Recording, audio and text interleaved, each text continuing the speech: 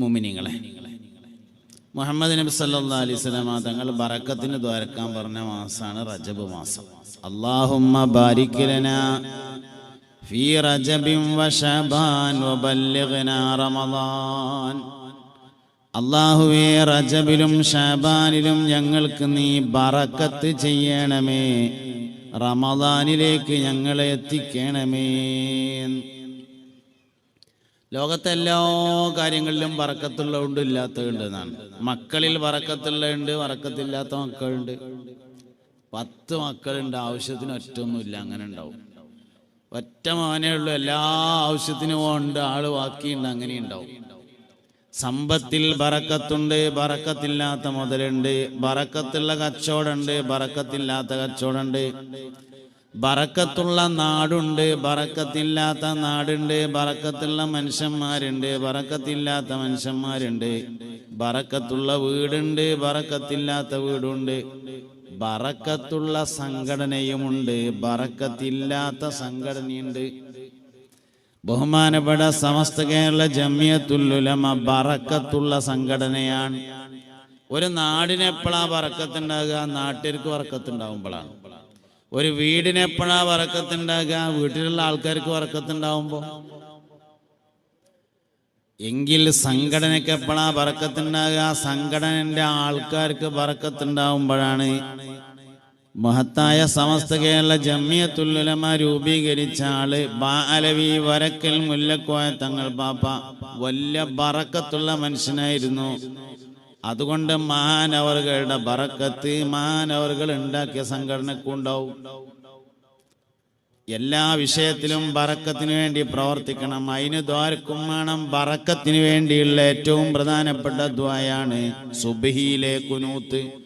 اللهم اهدنا فيمن هديت وعافنا فيمن عافيت وتولنا فيمن توليت وبارك لنا فيما أعطيت. തോന തരണേ എന്നല്ല, തന്നതിൽ ബറക്കത്ത് ചെയ്യണേ എന്നാണ്.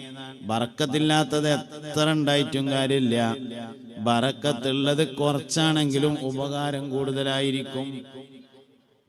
മക്കൾ എന്ന് പറഞ്ഞാൽ ബറക്കത്തുള്ള മക്കളുണ്ട്, ബറക്കത്തില്ലാത്ത മക്കളുണ്ട്. ബറക്കത്തുള്ള ഇൽമുണ്ട്, ബറക്കത്തില്ലാത്ത ഇൽമുണ്ട്. ഇൽമിലെ ബറക്കത്ത് നഷ്ടപ്പെട്ടാൽ ഇൽമു കൊണ്ട് ന്യായം പറയാനല്ലാതെ വേറൊന്നിനും പറ്റൂല എന്നാണ്. ഇൽമ് അമൽ ചെയ്യാനുള്ളതാണ്, ന്യായീകരിക്കാനുള്ളതല്ല. ഇൽമിലെ ബറക്കത്ത് നഷ്ടപ്പെട്ടാൽ നാവിൽ പിശാച് കയറും.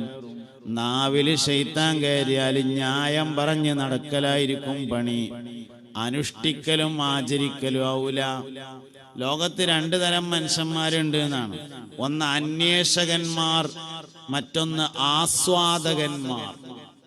അന്വേഷകന്മാര് എന്ന് പറഞ്ഞാൽ അന്വേഷിച്ച് നടക്കുന്ന റബീഉൽ അവ്വലിലും ഒരു ഓതാൻ പറ്റുമോ? അന്വേഷണം കഴിഞ്ഞിട്ട് ഓതാൻ നേരം ഉണ്ടാവില്ല, അതാണ് അന്വേഷകന്മാര്. ആസ്വാദകര് എന്ന് പറഞ്ഞാൽ പാകത്തിനൊക്കെ അന്വേഷിക്കും. റബീഉൽ അവ്വൽ മാസം വന്നാൽ എല്ലാ ദിവസവും മൗലൂദ് ഓതും, അങ്ങനത്തെ ആൾക്കാര്. അന്വേഷിക്കണേന് കുഴപ്പമില്ല, അന്വേഷകരാവരുത്. തിന്നണേന് കുഴപ്പമില്ല, തീറ്റക്കാരാവാൻ പറ്റൂലല്ലോ. ഭക്ഷണം ഇപ്പം നമ്മളെല്ലാവരും തിന്നല്ലോ, തിന്നണേനല്ല കുഴപ്പം, തീറ്റക്കാരനായ പ്രശ്നമാണ്. അന്വേഷിക്കണേന് കുഴപ്പമില്ല, അന്വേഷകനായാൽ പ്രശ്നമാവുന്നതാണ്. അപ്പൊ ചില ആൾക്കാർ അന്വേഷകരാണ്, ചില ആൾക്കാർ ആസ്വാദകരാണ്. നമ്മൾ ആസ്വാദകരാണ് ആവേണ്ടത്. ദീനുൽ ഇസ്ലാമിനെ ആസ്വദിക്കുന്നവരാവണം. ദീനുൽ ഇസ്ലാം ആസ്വദിക്കാൻ കഴിയണമെങ്കിൽ 3 കാര്യം ഉണ്ടാവണം എന്നാണ്. മൻ റളിയ ബില്ലാഹി റബ്ബൻ വബിൽ ഇസ്ലാമി ദീനൻ വബി മുഹമ്മദിൻ സല്ലല്ലാഹു അലൈഹി വസല്ലം നബിയ്യൻ വറസൂല വജദ ഹലാവത്തുൽ ഈമാൻ. ഈമാന്റെ രസം കിട്ടുക. അല്ലാഹുവിനെ റബ്ബായി അംഗീകരിക്കുന്നവൻ, അംഗീകരിക്കുക എന്നല്ല, ഇഷ്ടപ്പെടുക എന്നാ പറഞ്ഞത്. അംഗീകരിക്കലും ഇഷ്ടപ്പെടലും 2ആണ്. അള്ളാഹുവിനെ റബ്ബായി അംഗീകരിച്ചതുകൊണ്ടായില്ല, അള്ളാഹുവിനെ റബ്ബായിട്ട് ഇഷ്ടപ്പെടണം. വബിൽ ഇസ്ലാമി ദീനൻ, ഇസ്ലാമിനെ ദീനായി ഇഷ്ടപ്പെടണം. വബി മുഹമ്മദിൻ സല്ലല്ലാഹു അലൈഹി വസല്ലം നബിയ്യൻ വറസൂല, മുഹമ്മദ് നബി സല്ലല്ലാഹു അലൈഹി വസല്ലമയെ നബിയും റസൂലുമായി ഇഷ്ടപ്പെടണം. ഡിലേ കുറയ്ക്കും. അപ്പോ ഇഷ്ടപ്പെടുക എന്നുള്ളതാണ് പ്രധാനപ്പെട്ട കാര്യം, അംഗീകരിക്കുക എന്നല്ല. അംഗീകരിക്കൽ കുട്ടികൾ ബക്കറ്റായിട്ട് വരുന്നുണ്ട്, അത് പിരിവിനാണ്. ഒരു കുറെ നേരം അവിടെ തുടങ്ങിയിട്ട് അപ്പോൾ അതുകൊണ്ട് കായ് കൊടുക്കണം എല്ലാവരും. പരിപാടി ഉഷാറാണെങ്കിൽ കായ് ഉണ്ടെങ്കിലല്ലേ ഉള്ളൂ നടക്കുള്ളൂ. മൈക്കൻ്റെ പിരിവ് എന്നാണ് പറയാം, എന്നാലും മൈക്കക്കാരന് തയ്യൊന്നുമില്ല, എന്നാലും എൻ്റെ പേരതാണ്. അപ്പോൾ അതുകൊണ്ട് എല്ലാവരും കാര്യമായിട്ട് കൊടുക്കുക. പിന്നെ ക്യാമറൻ്റെ പിരിവ് വേണ്ടി വരും, പിന്നെ അതേമാതിരി കസാലൻ്റെ പിരിവ് വേണ്ടി വരും. എന്തായാലും അതിനൊക്കെ കണക്കാക്കിയിട്ട് കാര്യമായിട്ട് എല്ലാവരും ബക്കറ്റിൽ ഇട്ട് കൊടുക്കണം. അല്ലാഹു തആല എല്ലാവരുടെയും എല്ലാ ഉദ്ദേശങ്ങളെയും വീട്ടി തരട്ടെ. നമ്മളെല്ലാവരുടെയും ഖൈറായ മുറാദുകളൊക്കെ അല്ലാഹു സുബ്ഹാനഹു വ തആല ഹാസിലാക്കട്ടെ. ദുനിയാവിൽ ആഖിറത്തിലും നമ്മളെല്ലാവരെയും ഖൈറിൻ്റെ അഹ്ലുകാരിൽ ചേർക്കട്ടെ. ബഹുമാനപ്പെട്ട വാക്കോട് ഉസ്താദുണ്ട്, അദ്രാമ ഫൈദി ഉസ്താദുണ്ട്. അള്ളാഹു അവർക്കൊക്കെ ദീർഘായുസ്സും ആഫിയത്തും നൽകി അനുഗ്രഹിക്കട്ടെ. അതുപോലെ വേദിയിലിരിക്കുന്ന കമ്മിറ്റിക്കാർ അള്ളാഹു തആല ബറക്കത്തും സലാമത്തും കൊടുക്കട്ടെ. കണ്ണിയൻ അബ്ദുൽ ഉസ്താദ് സ്റ്റേജ് വന്ന് പോയിട്ട് മുപ്പര സഹസ്രുണ്ട്, അള്ളാഹു ദീർഘായുസ്സും ആഫിയത്തും കൊടുക്കട്ടെ. എൻ്റെ വാപ്പ മുപ്പത്തിശായിരുന്നു, വാപ്പാൻ്റെ ചങ്ങായിയാണ് മൂപ്പര്. അള്ളാഹു തആല വാപ്പ മരിച്ചു, അള്ളാഹു അവരുടെ ഖബർ സ്വർഗ്ഗാക്കി കൊടുക്കട്ടെ. ജീവിച്ചിരിക്കുന്നവർക്ക് ദീർഘായുസ്സും ആഫിയത്തും കൊടുത്ത് അനുഗ്രഹിക്കട്ടെ. ആമീന ബിറഹ്മതിക യാ അർഹമർ റഹീമീൻ. മുഅ്മിനീങ്ങളെ, ബറക്കത്തുള്ള സംഘടനയെ പറ്റിയിട്ടാണ് നമ്മൾ പറഞ്ഞത്. നമ്മളെ സമ്മേളനത്തിൻ്റെ പ്രമേയങ്ങൾ ശ്രദ്ധിച്ചോന്നറിയില്ല. ഇതിപ്പോൾ നമ്മൾ 30-ാം വാർഷികമാണ്, അതിനൊരു പ്രമേയമുണ്ട്. സമസ്തൻ്റെ 100-ാം വാർഷികത്തിൻ്റെ പ്രമേയം ആദർശ വിശുദ്ധി നൂറ്റാണ്ടുകളിലൂടെ എന്നാണ്. സംഗതി സമസ്ത ഉണ്ടായിട്ട് 1 നൂറ്റാണ്ടായിട്ടുള്ളൂ. പിന്നെ എന്താ നൂറ്റാണ്ടുകളിലൂടെ എന്ന് ജമ്മാക്കാൻ കാരണം ബഹുവചനം? അതിൻ്റെ കാരണം നമ്മുടെ ആദർശത്തിൻ്റെ താരീഖ് 1 നൂറ്റാണ്ടിൻ്റെതല്ല, 15 നൂറ്റാണ്ടിൻ്റെതാണ്. മുസ്തഫ നബി സല്ലല്ലാഹു അലൈഹി വസല്ലമ തങ്ങൾ മുതൽ തുടങ്ങുന്നതാണ് നമ്മുടെ ആദർശത്തിൻ്റെ താരീഖ് എന്ന് പറയുന്നത്. നബി സല്ലല്ലാഹു അലൈഹി വസല്ലമ തങ്ങളുടെ കാലഘട്ടത്തിൽ തന്നെ നബി തങ്ങളെ എതിർത്ത ആളുകളുണ്ടായിരുന്നു. മുസ്ലിങ്ങളുടെ കൂട്ടത്തിലുള്ള ആൾക്കാർ തന്നെ അവർക്ക് മുനാഫിക്കുകൾ എന്നാണ് പേര് പറഞ്ഞിരുന്നത്. 5 വക്തിനും പള്ളിക്കുണ്ടാവും. അബ്ദുല്ലാഹിബ്നു ഉബയ്യിബ്നു സുലൂൽ എന്ന പേരായ ഒരാളുണ്ടായിരുന്നു. അയാൾ മുനാഫിക്കുകളുടെ നേതാവായിരുന്നു. എല്ലാ വക്തിനും പള്ളിയിൽ വരുന്ന ആളാണ്. യുദ്ധത്തിന് പോകുമ്പോൾ നബി തങ്ങളുടെ കൂടെ വരുന്ന ആളാണ്. ഒരിക്കൽ യുദ്ധത്തിന് വേണ്ടി പോയി മടങ്ങി വരുമ്പോൾ ആയിഷ ബീവി റളിയല്ലാഹു അൻഹാ വഴിയിൽ ഒറ്റപ്പെട്ടതിനെ കുറിച്ച് വ്യഭിചാര ആരോപണം പറഞ്ഞുണ്ടാക്കിയ ആള് ഈ അബ്ദുല്ലാഹിബ്നു ഉബയ്യിബ്നു സുലൂലാണ്. 10-14 ദിവസം അയാളെ കൊണ്ട് നബി സല്ലല്ലാഹു അലൈഹി വസല്ലം എടങ്ങേറായിട്ട് പെരേക്ക് പോലും പോകാൻ പറ്റാതെയായി. അദ്ദേഹമാണ് മുനാഫിക്കുകളുടെ നേതാവായി അറിയപ്പെടുന്നത്. അപ്പം നബി സല്ലല്ലാഹു അലൈഹി വസല്ലം തങ്ങളുടെ കാലഘട്ടത്തിൽ കൂടെ നിന്ന് എതിർത്തിരുന്ന ആളുകൾ ഉണ്ടായിരുന്നു. അവർക്ക് മുനാഫിക്കുകൾ എന്ന് പറയും. നമ്മൾ അന്ന് നബിൻ്റെ കൂടെയാണുള്ളത്. അപ്പം നബി തങ്ങളുടെ കാലം മുതൽ തുടങ്ങുന്ന ഒരു താരീഖാണ് നമ്മുടെ വിശ്വാസ, ആദർശ, ആചാര, അനുഷ്ഠാന, നടപ്പിടിപ്പ് രീതികൾക്കുള്ളത്. 1 നമ്മുടെ വിശ്വാസമാണ്, 2 നമ്മുടെ ആചാരങ്ങളാണ്, 3 അനുഷ്ഠാനങ്ങളാണ്, 4-മത്തത് നടപ്പിരിപ്പ് രീതി എന്ന് പറഞ്ഞാൽ നമ്മൾ ചെയ്തുകൊണ്ടിരിക്കുന്ന ചില പാരമ്പര്യ രീതി. അതിന് നബി തങ്ങൾ സല്ലല്ലാഹു അലൈഹി വസല്ലമയോടം പഴക്കമുണ്ട്. സയ്യിദുനാ അബൂബക്കർ സിദ്ദീഖ് റളിയല്ലാഹു അൻഹു ആണ് നബി തങ്ങൾക്ക് ശേഷം ഭരണമേറ്റെടുത്തത്. മുസ്തഫ നബി തങ്ങൾക്ക് ശേഷം ഭരണമേറ്റെടുത്ത സിദ്ദീഖുൽ അക്ബറിന്റെ കാലഘട്ടത്തിലുണ്ടായ ഏറ്റവും വലിയ പ്രശ്നം സക്കാത്ത് നിഷേധികളായിരുന്നു. അവരോട് സിദ്ദീഖ് റളിയല്ലാഹു അൻഹു വാദപ്രതിവാദം നടത്താൻ വേണ്ടി സയ്യിദുനാ അലി ഇബ്നു അബീ ത്വാലിബ് റളിയല്ലാഹു അൻഹുവിനെയും ഹസ്സാൻ ഇബ്നു സാബിത്ത് റളിയല്ലാഹു അൻഹുവിനെയും അധികാരപ്പെടുത്തി. കുറച്ചാൾക്കാർ മടങ്ങി, ബാക്കിയുള്ളവർ ഉറച്ചു നിന്നു. നമ്മൾ ആരപ്പാ? സിദ്ദീഖ് റളിയല്ലാഹു അൻഹുവിൻ്റെയും അലി റളിയല്ലാഹു അൻഹുവിൻ്റെയും ഹസ്സാൻ ഇബ്നു സാബിത്തിൻ്റെയും കൂടെയാണ് നമ്മളുള്ളത്. അതിനാണ് അന്നത്തെ ഇസ്തിഖാമൻ്റെ ആൾക്കാർ എന്ന് പറയാം. സംഘടനക്ക് 100 കൊല്ലത്തെ താരീഖാണ്, സംഘടനയുടെ പ്രവർത്തനത്തിന് 100 കൊല്ലത്തെ താരീഖല്ല ഉള്ളത്. സംഘടനയുടെ ആദർശത്തിന് 100 വർഷത്തേതല്ല, സമസ്തയുടെ ആശയത്തിന് 100 വർഷത്തേതല്ല, അത് 15 നൂറ്റാണ്ടിന്റെ താരീഖാണ്. അതുകൊണ്ടാണ് ആദർശ വിശുദ്ധി നൂറ്റാണ്ടിലൂടെ എന്ന് പറയാതെ നൂറ്റാണ്ടുകളിലൂടെ എന്ന് ആക്കിയത്. ഉമർ റളിയല്ലാഹു അൻഹുവിന്റെ കാലം വന്നു, നേരിയ അഭിപ്രായ വ്യത്യാസങ്ങളൊക്കെ ഉണ്ട്. ഉസ്മാൻ റളിയല്ലാഹു അൻഹുവിന്റെ കാലഘട്ടത്തിലാണ് അൽ ഫിത്നത്തുൽ കുബ്ര എന്ന് പറയുന്ന ഏറ്റവും വലിയ ഫിത്ന ഉണ്ടായത്.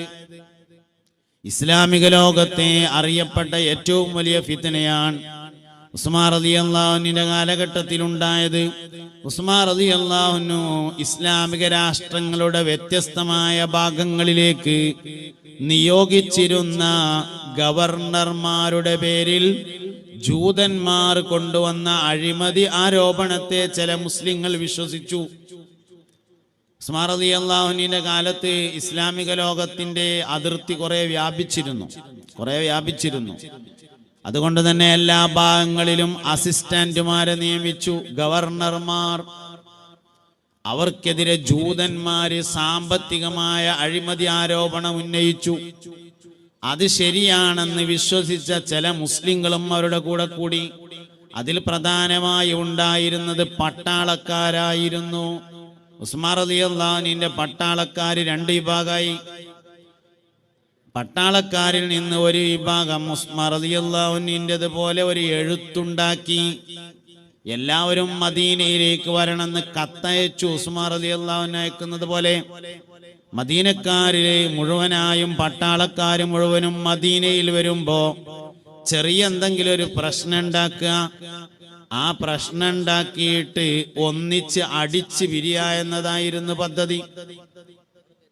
ഉസ്മാൻ റളിയല്ലാഹു അൻഹുവിന്റെ അടുത്ത് ഗവർണർമാരെ മാറ്റണമെന്ന് ആവശ്യപ്പെട്ടുകൊണ്ട് ആൾക്കാർ വന്നു. ഉസ്മാൻ റളിയല്ലാഹു അൻഹു പറഞ്ഞു, ഗവർണർമാരെ മാറ്റുന്നതിന്റെ മുമ്പ് ആരോപണങ്ങളുടെ സത്യാവസ്ഥ അറിയണം, അത് പരിശോധിക്കണം, കുറ്റാരോപിതരായ ആളുകളെ വിചാരണ നടത്തണം, അതിനുശേഷമേ തീരുമാനമെടുക്കുള്ളൂ എന്ന് പറഞ്ഞു ഉസ്മാൻ റളിയല്ലാഹു അൻഹു. വന്ന ആൾക്കാർ പറഞ്ഞു, ഇനി ചോദിക്കാനൊന്നുമില്ല, ഞങ്ങൾ ചോദിച്ചിട്ട് തന്നെയാണ് വരുന്നത് എന്ന് പറഞ്ഞു. ഉസ്മാൻ റളിയല്ലാഹു അൻഹു പറഞ്ഞു, പറ്റൂല, എനിക്ക് തന്നെ ചോദിക്കണം, ചോദിച്ചിട്ട് കുറ്റം ആരോപിക്കപ്പെട്ട കുറ്റം തെളിയാണെങ്കിൽ തീരുമാനം എടുക്കാന്ന് പറഞ്ഞു. വന്ന ആൾക്കാർ പറഞ്ഞു, അതൊന്നും പറ്റൂല, ഇപ്പൊ തന്നെ തീരുമാനമാണ്, അല്ലെങ്കിൽ ജനബോഡി നടക്കാൻ അയക്കൂല എന്ന് പറഞ്ഞു. നമ്മളാരപ്പാ? ഉസ്മാൻ റളിയല്ലാഹുവിന്റെ ഒപ്പം സമസ്തക്കാര്. സമസ്തയുടെ സംഘടനക്കാണ് 100 കൊല്ലം, സമസ്തയുടെ ആദർശത്തിനും ആശയത്തിനും 100 കൊല്ലമല്ല, അത് 15 നൂറ്റാണ്ടാണ്. അലി റളിയല്ലാഹു അൻഹുവിന്റെ കാലം വന്നു. ബഹുമാനപ്പെട്ട ഹസനുൽ ബസരി റളിയല്ലാഹു അൻഹു സയ്യിദുത് താബഈൻ മഹാനവറുകളുടെ കാലം വന്നു. ഹസനുൽ ബസരി റളിയല്ലാഹു അൻഹുവിന്റെ ശിഷ്യൻ തന്നെയായിരുന്നു മുഅ്തസിലിയാക്കളുടെ നേതാവ്, പിഴച്ച വിശ്വാസക്കാർ, മുജസ്സിമത്തിന്റെ അനന്തരാവകാശികൾ, അള്ളാഹ്ക്ക് തടിയുണ്ട് എന്ന് വാദിക്കുന്ന ആൾക്കാർ. ബഹുമാനപ്പെട്ട സയ്യിദുന ഹസനുൽ ബസരി റളിയല്ലാഹു അൻഹു ശിഷ്യനെ എതിർത്തു. ശിഷ്യനെ ദർസിൽ നിന്നൊഴിവാക്കി, നമ്മളെ തൊട്ട് ഒഴിവായി പോകണമെന്ന് നിർദ്ദേശിച്ചു. അതാണ് അവർക്ക് മുഅ്തസിലിയാക്കൾ എന്ന് പേരുണ്ടാവാൻ കാരണം. അതിൻ്റെ ഒപ്പം ആൾക്കാരൊക്കെ ഉണ്ടായിരുന്നു. സമസ്തക്കാരപ്പാന്ന് ചോദിച്ചാൽ ഹസനുൽ ബസരിന്റെ ഒപ്പാണ് അന്ന് നിന്നത്. സംഘടനക്കാണ് 100 കൊല്ലെന്ന്, ആദർശത്തിന് 15 നൂറ്റാണ്ടുണ്ട് എന്ന്. അതാ ഞാൻ പറഞ്ഞത്. അവസാനത്തെ സ്വഹാബി മരണപ്പെടുന്നത് ഹിജ്റ 100-ലാണ്. സഹാബത്ത് ഒരുപാട് കാലം ജീവിച്ചു. ഹിജ്റ 100-ൽ അവസാനത്തെ സ്വഹാബി മരിച്ചോടുകൂടി സഹാബത്തിന്റെ കാലഘട്ടം കഴിഞ്ഞു. താബികളുടെ കാലഘട്ടമാണ് പിന്നീടുള്ളത് 100 കൊല്ലം. താബികളുടെ കാലഘട്ടത്തിൽ നമ്മൾ താബിങ്ങളുടെ കൂടെയാണ്.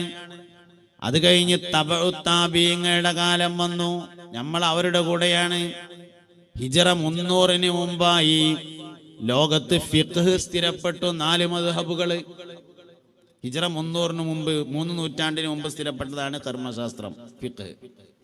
ബഹുമാനപ്പെട്ട സയ്യിദുന അബൂ ഹനീഫത്തൻ നുഅ്മാൻ റളിയല്ലാഹു അൻഹുവിന്റെ കാലം, ബഹുമാനപ്പെട്ട സയ്യിദുന മുഹമ്മദ് ബിൻ ഇദ്രീസ് ശാഫഈ റളിയല്ലാഹു അൻഹുവിന്റെ കാലം, മാലിക് ഇമാമിന്റെ കാലം, അഹ്മദ് ബിൻ ഹംബൽ റളിയല്ലാഹു അൻഹുവിന്റെ കാലം.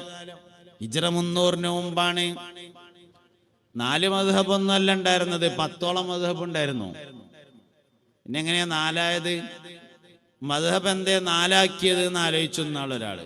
മദ്ഹബ് 4ആക്കിയതല്ല, 4ആയതാണ്.